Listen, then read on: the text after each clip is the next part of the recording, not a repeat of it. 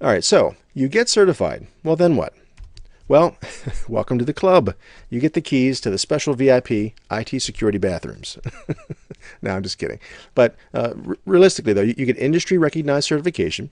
You get career options and opportunities. Things are going to open up as far as your career path, whether you want to go into system security, and that being with desktops, servers, storage, or network security, or application security. You could be an application security specialist. So Security Plus is kind of the first rung of that ladder, and you kind of decide which area of security you want to dig deeper into, but it opens up the door. Most Fortune 500 companies look for certification when they're hiring. All right, so if you think about it, if you have 20 people applying for the same job, all 20 have similar experience, give or take, but one person has certifications and one doesn't. Okay, you have a cert, the other person doesn't. Who do you think they give the nod to? They're going to give the nod to the person who's certified if all other things are relatively equal. All right, so it just gives you that one extra kind of tool in your tool belt when you're applying for a job or looking for internal advancement. All right, and then a bit of a side note: the Department of Defense, or the DoD rather, mandates that all IT personnel that work in certain divisions within the federal government have one or more IT certifications, depending upon their job function. And Security Plus fulfills that requirement. All right, so not to get too far off on a tangent, but I just want to cover this real quick. The DoD Directive 8570-1, it was created in 2004, and it was basically as a response to the events of 9/11. So it was a method or a way for the federal government to enforce computer and network security for itself and also for affiliated partners, in other words, contractors. So you may say to yourself, well, wait a minute, I'm not going to be working for the federal government, don't really have any plans to, I don't care about this.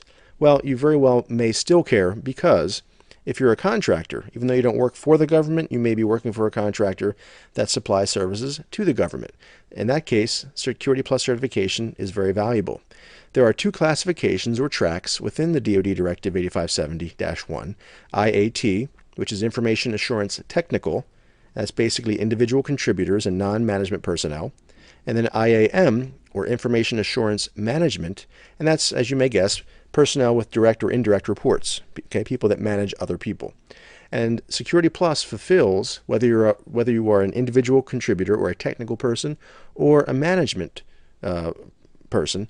Security Plus fulfills either of those requirements. It's a level 2 for IAT or a level 1 for IAM. So again, it was created in 2004, and for a 5 or 6 year period, there was an optional level of compliance. But by 2010, okay, a few years ago, it's 100% compliance is required.